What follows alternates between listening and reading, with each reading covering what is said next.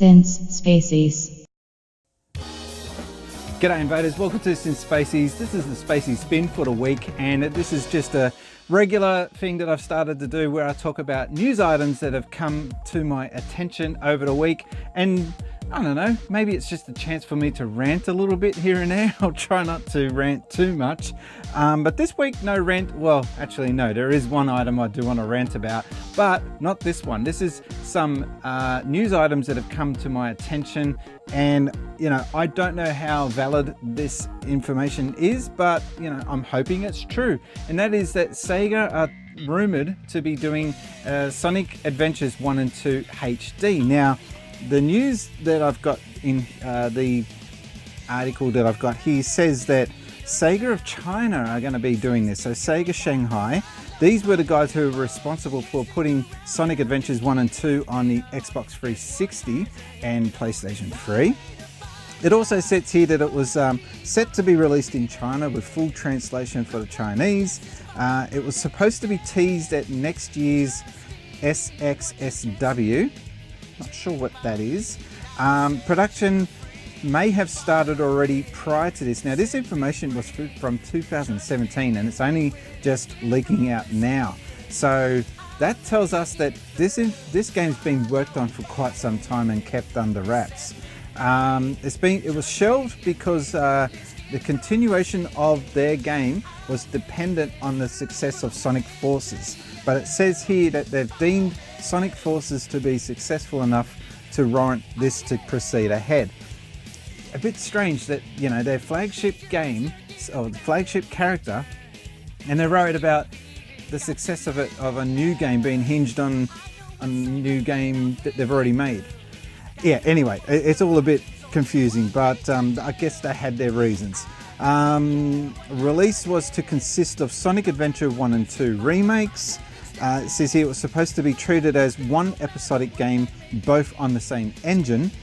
Basically, that means it's going to be a packaged, I guess, one pack deal, Sonic 1 and 2 combined.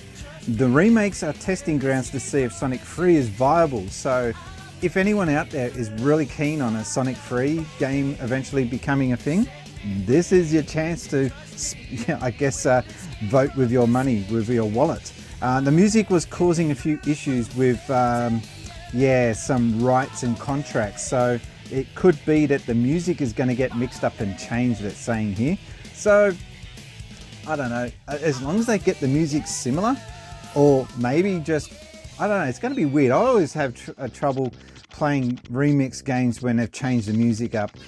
Crazy Taxis are probably the best example of that, where they couldn't get the license to yeah, so they had to change it up and couldn't use Offspring, so they put in a generic rock track, and yeah, didn't really work. And it basically says here that there was something special that's going to happen with the Chow Gardens in the remake, but the details were a little bit fuzzy. And it says here that I'm not going to bank on every detail here being exact, but I can promise that this project is happening. And that's from, well, their name is blanked out, so a secret source. And this source is apparently supposed to be very close to Sega. I'm hoping that this is true. So Sonic 1 and 2 may be coming out next year. A bit strange that Sega themselves wouldn't have announced anything by this time, so hopefully they'll get an announcement coming up soon. So another news item that I want to talk about is the success of Untitled Goose Game. Now, these guys are practically unknown in the gaming world. No one has seen any of their titles in the past. They are looking like they're just an upstarter from in Melbourne. And this game was funded by the Victorian government, which is pretty cool. Like, here in Australia, we just do not see many good news items when it comes to video game development and the government. They really do not they haven't had a big history on really supporting the gaming industry. They seem to get behind it and then they pull the funds out. So yeah, I'm hoping that we see some more consistency moving forward.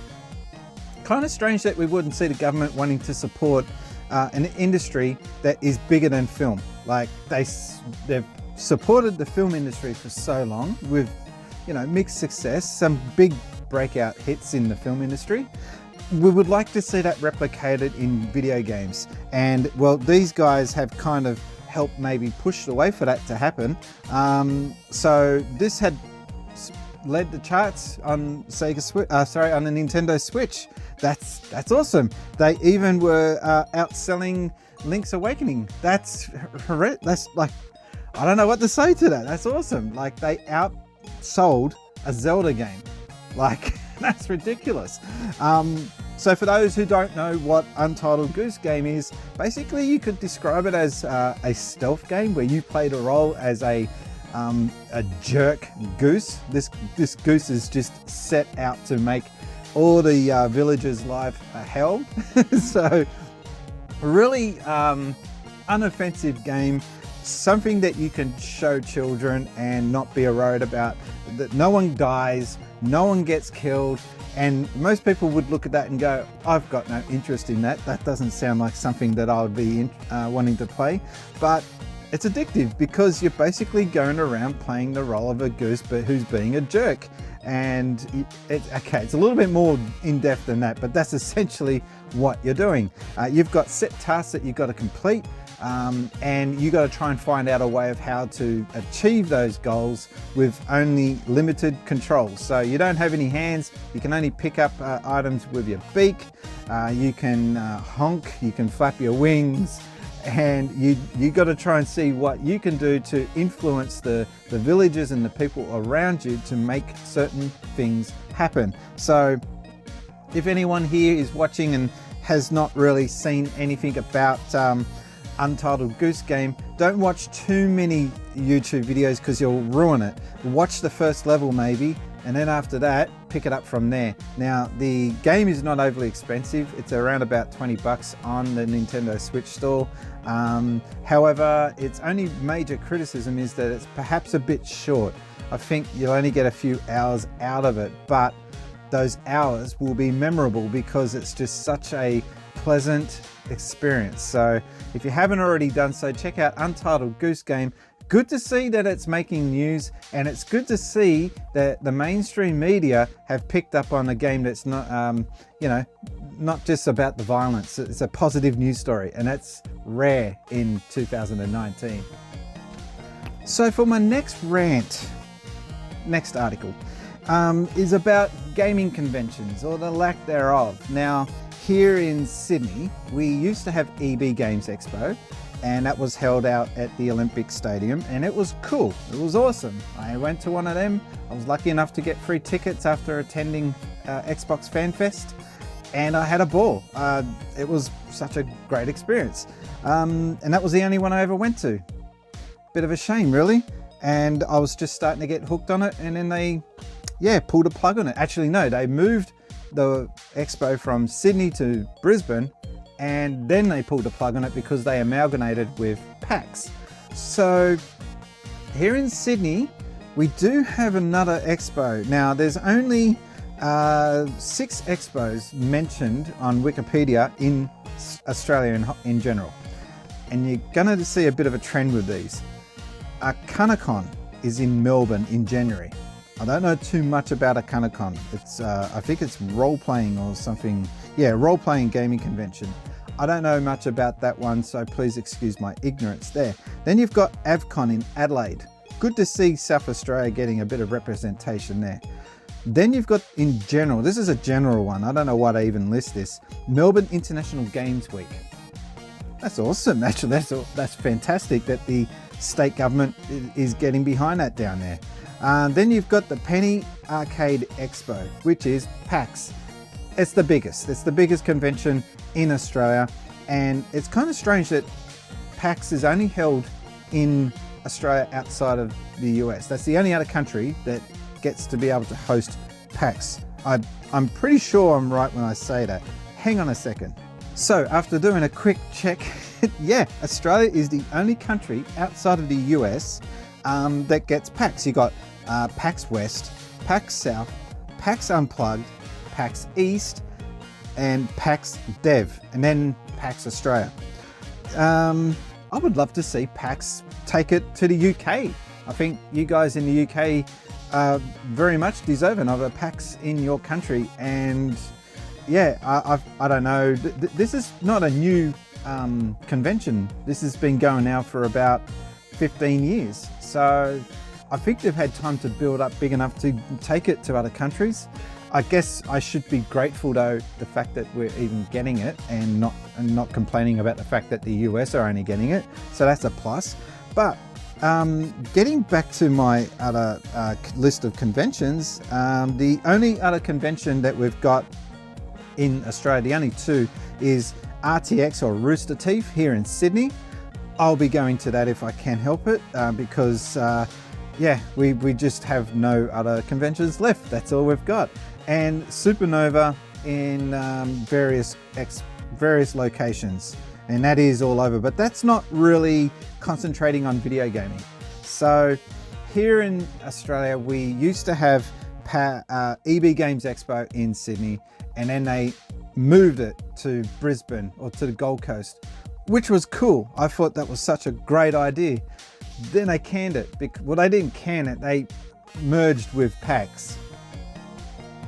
So the poor people in Brisbane are left to have no convention, and I think that's a grand shame, because I think Queensland deserves to have at least one convention, and some of the other states, WA, I know the population probably doesn't support it, but it gets back to maybe as gamers we should be trying to organise more grassroots conventions or meetups.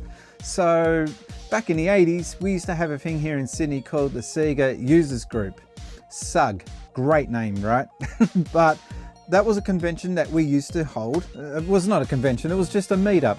A bunch of people, maybe about 20, in a scout hall, all setting up their TVs and just basically showing off Master System, Mega Drive, SC3000, because that was a thing here in Sydney, and would just be basically showing off all the latest in gaming. And that was the way I got to see all the imported games from Japan, was at those meetups. So I don't know, with internet making everything sort of less sociable, I think that would be a really cool idea, to see some more organised meetups in scout halls. So if anyone's interested in setting something up here in Sydney, reach out. Maybe we can get something started. I don't know, I'm basically spitballing here. I don't really have a plan with this, but I do think that we as gamers, as individuals, should be doing more to try and get more of a community going.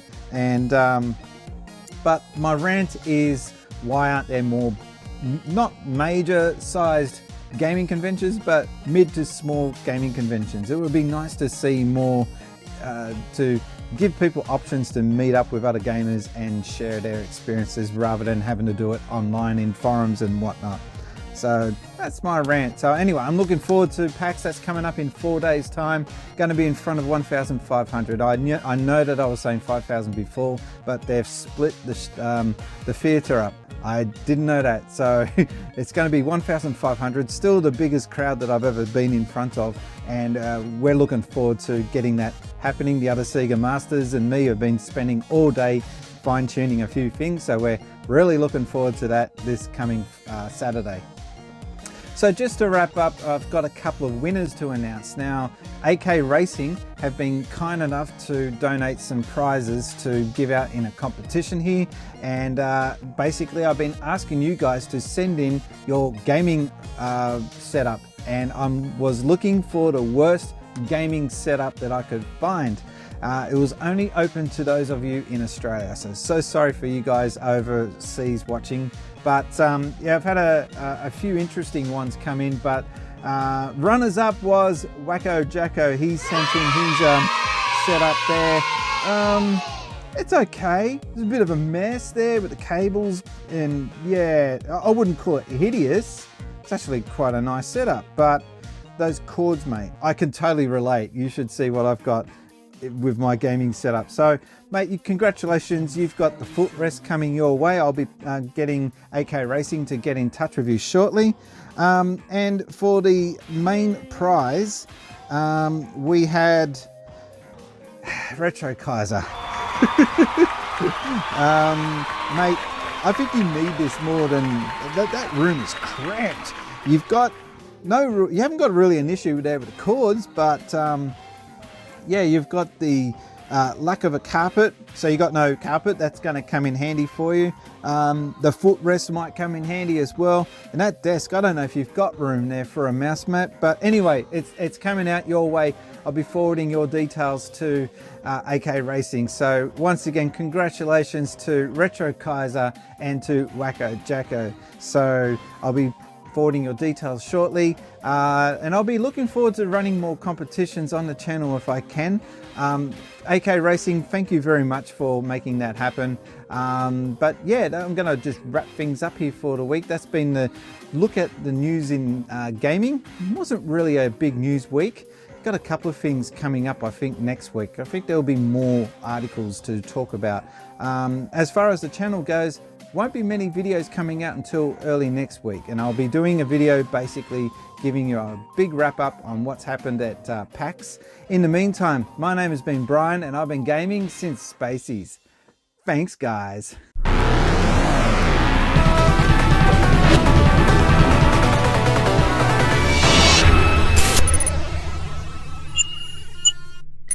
Since Spacies.